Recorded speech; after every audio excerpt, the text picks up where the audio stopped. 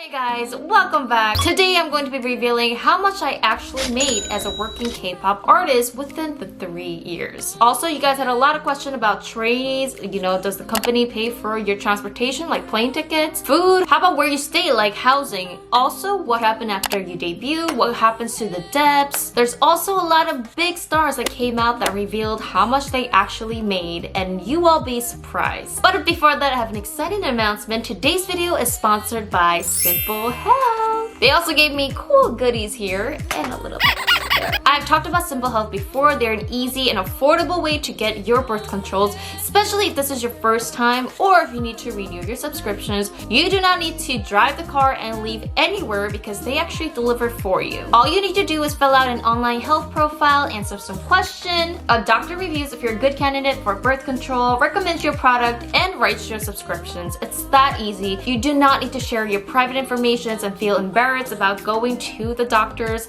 It's also free with most insurance plans and only starts at $15 a month. The doctors can prescribe you with over 100 different types of pills, even patches and rings. Simple Health is using technology to expand access for all women. This prescription is only $20, but you guys, my listeners, will get it for free. All you have to do is click on the link and use the code GRACE. Thank you again, Simple Health, for sponsoring this video. Now, remind you guys, all companies are so different. It's really different for each, and it goes by case. Not to mention the big 3 companies are way different. For me personally, I literally had no money as a trainee, and it was very difficult to get a part-time job just because, you know, the trainee life is literally from morning till night. It's like a 12-hour job every single day. Sometimes you get the weekends off. So a lot of trainees, or most of them, you guys live off of your parents' allowance. I do remember some of my friends getting part-time jobs, like at a cafe, if they do have a really bad family situations. It happens. So some of my friends would go, you know, work at a cafe in the morning. They come around like lunchtime, and then we would all train together. A lot of people ask, do they pay for food and housing? When I first went to Korea, I did not have any dorms or housing set to me. The company actually didn't want to give housing to a lot of the kids, and I do kind of agree with that now, years later, looking back. I was staying with my relatives, but you know, it was full house themselves. It was hard for me to stay there for long term. So eventually I did ask if I can stay in the dorms. Now, a lot of these girls that was in the dorm, their original houses were like far away from Seoul, and usually trainees who live in Seoul, they just, you know, went back and forth from their house. So yes, they did pay for the dorms.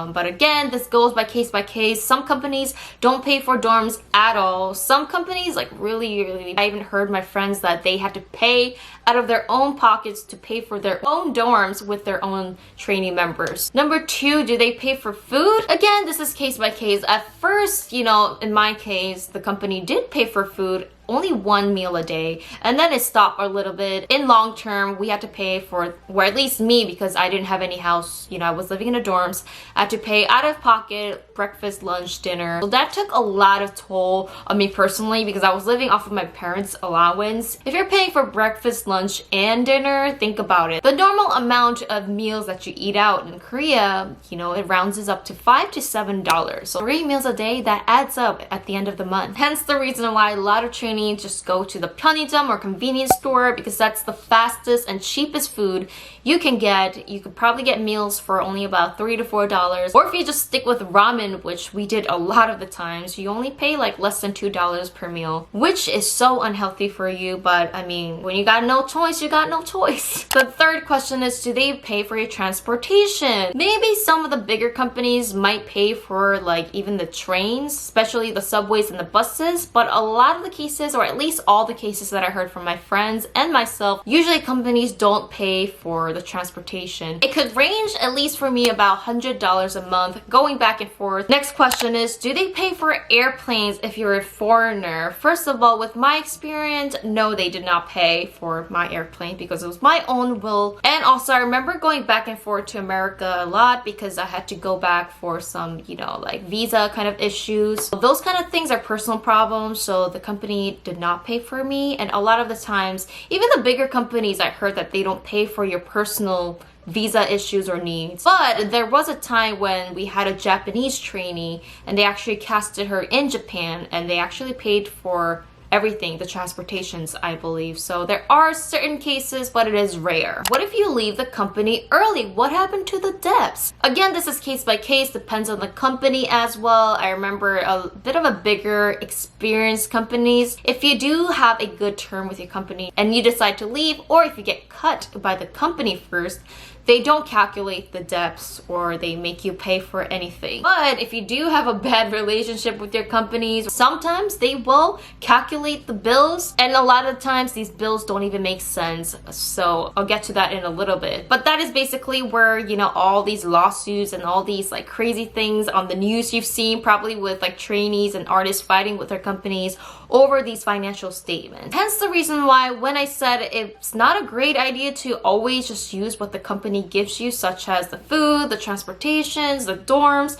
because at the end of the day, technically, like, they're going to ask back for you. And they're gonna ask you for thousands of dollars, and you're gonna be like, whoa, I have to pay for this? Wait, what? So let's talk about after debut. This is the part where it gets crazy and tricky. So let's talk about the different ways an entertainer, a K-pop idol, could make money besides just, you know, music. You have the gigs such as like the variety shows, maybe the music shows, and then you have the royalties if you do write music. But your music has to be in like the top hundreds in order for you to even get any money, because if it's not, I mean, it's literally probably a couple cents. Then you have the hangsa, we call it hangsa in Korean, aka, you know, you perform at a festival, at a school event, and you have radio. Sometimes, you know, when you go on radios, you do get paid a little bit for being a guest, or if you're the main MC, that's great. If you cannot make any money from this, I mean, that's where we run into the troubles of becoming a poor entertainer even after you debut. So I know a lot of my friends who have gotten even part-time jobs after debuting,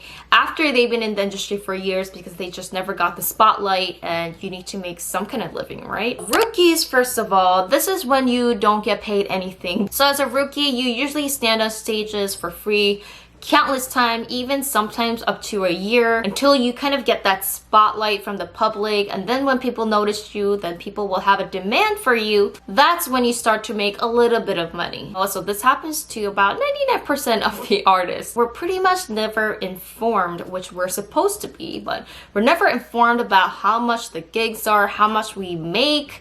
Like, it is totally not transparent. I don't even know how much I made for, like, in total at all. I don't know how much my gigs were. There were some things that I heard here and there, but I've never seen it, you know, in order for me to really know what is going on. But I remember from hearing and asking here and there, before the Unpretty Rap Star show that I was on, I went on stages for free just because I had to kind of get my name out there. And I totally understand that, because like I said, no one is going to pay you until people know you. Again, to reiterate, I don't know the actual statement because I was never transparent with it. I've also heard that variety shows, the wages or the amount that you get paid per show is really low unless you're one of the top MCs. Especially if you're an idol, you're a rookie, and your company is pushing you to be on the show, you only get paid, I think, less than $100 per episode. Also, radios, I do know that it's also less than $100, about less than $70 per guest. Again, I'm not talking about the main MC, I'm talking about you as a guest if you are put on a radio show. Think about it, if you're in a group, breaking down within 5 to 6 to even more members, and then you have to pay for the shop or the makeup that you get done, the nails, the clothing,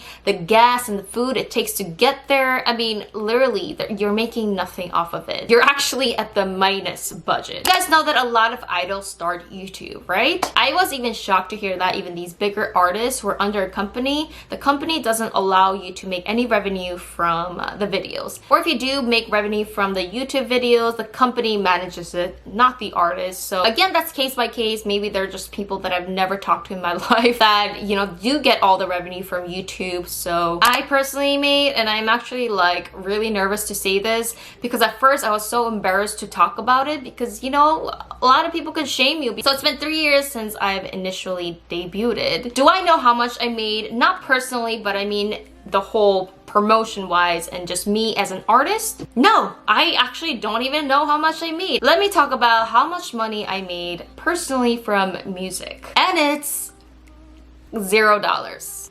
Yep. And I'm saying $0 because I personally did not see anything in my bank regarding the music. Now, when I'm talking about other things combined, such as, you know, I could have been on a radio. Unfortunately, I wasn't put on many shows and I don't know how much I made from that, so I don't know that, but less than $500. And I'm talking about personally that I have seen in the bank. But even with that, that was not controlled by me. I'm not gonna be talking about the details and nitty-gritty things today. There's actually many trainees and many artists that have spoken up about how much they've actually made. Like there's Gio, he was from a famous M Black. So Gio from M Black, he does a lot of BJing or, you know, doing a lot of Africa TV these days. He says that idols who are not completely unknown but still unpopular makes around $20,000 annually, which is very low, especially considering the fact that they've worked hard for an entire year while also having to split among at least usually around 5 or more members. For a 5-member idol group, that would be around $4,000 per member. And of course, $4,000 isn't really the paycheck that anyone has in mind when they're signing up for this. And there's a member, Song Tae-ho. He revealed that Madtown made at least around $100,000 from gigs